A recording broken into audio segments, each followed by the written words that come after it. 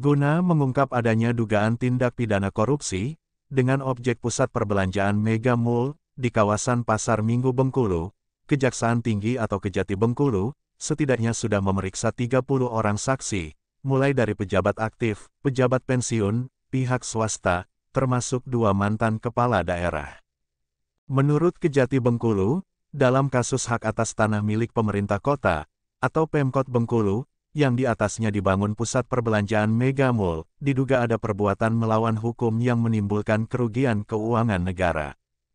Hanya saja, sebagaimana diwartakan Tribun Bengkulu.com, edisi tayang Jumat, 13 Desember 2024, pukul 15.57 WIB, Kejaksaan Tinggi Bengkulu, belum mau membeberkan secara detail, siapa pejabat dan mantan pejabat, termasuk pihak swasta dan 2 mantan kepala daerah yang sudah diperiksa. Saksinya banyak, ada sekitar 30-an. Ada pejabat yang sudah pensiun, ada yang masih menjabat, ada juga mantan kepala daerah, kata Kasidikpidsus, atau Kepala Seksi Penyidikan Bidang Pidana Khusus Kejati Bengkulu, Danang Prasetyo, Jumat, 13 Desember 2024, sebagaimana dikutip Tribun Bengkulu.com.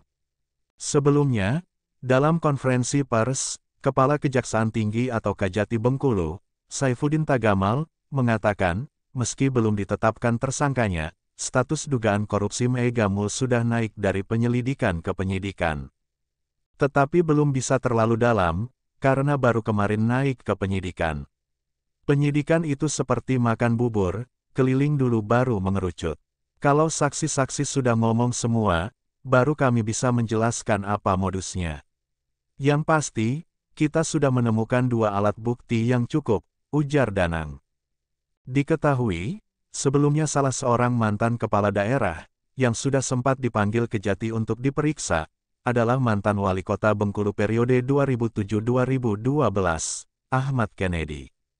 Permintaan keterangan kepada Ahmad Kennedy, terkait penyelidikan kebocoran PAD, atau penghasilan asli daerah pusat perbelanjaan Mega Mall, yang dibangun di atas tanah milik Pemkot Bengkulu.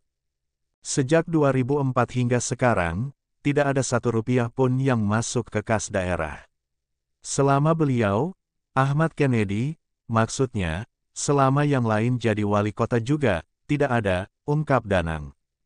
Sekedar mengingatkan, wali kota Bengkulu periode 2002-2007, adalah Khalik Effendi. 2007-2012, Ahmad Kennedy. Berikutnya kurun waktu 2 periode berturut-turut, yaitu 2013, 2018, dan 2018, 2023, Helmi Hasan. Sebelumnya, diwartakan Bengkulutoday.com, edisi 14 Oktober 2024, General Manager Mega Mall dan Pasar Tradisional Modern atau PTM Bengkulu, Zulkifli Ishak, menegaskan, pihaknya tidak pernah menggunakan dana APBD Kota Bengkulu. Menurutnya, semua dana pembangunan PTM dan Mega Mall, murni investasi perusahaan.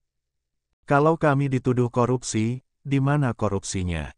Masa duit sendiri dibilang korupsi, kecuali jika kami pakai dana APBD, atau anggaran pendapatan dan belanja daerah, kata Zulkifli, menanggapi pemberitaan proses penyelidikan dugaan korupsi Mega Mall, oleh Kejati Bengkulu, sebagaimana dikutip Bengkulutoday.com.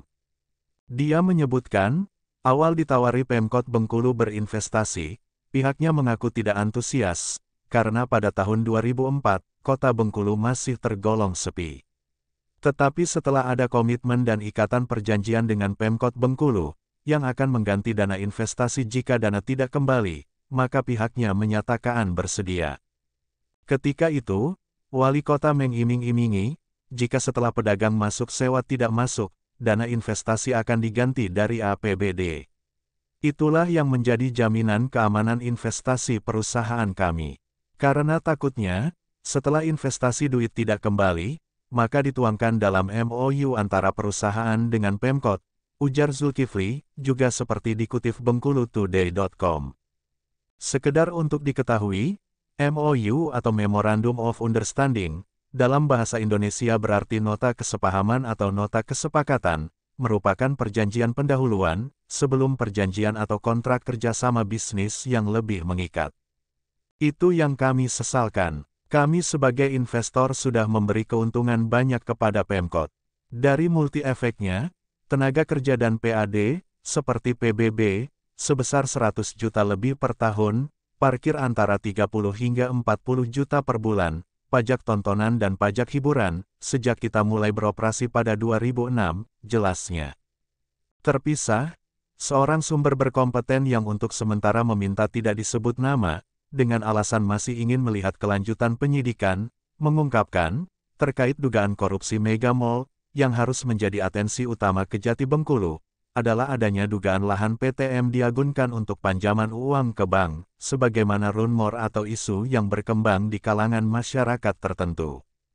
Dari Studio 1 Bintang TV Bengkulu, Zainwar S. Hood, Rozi Syahrial SE, Bintang Arjuna, dan juru kamera Marco Melandri melaporkan.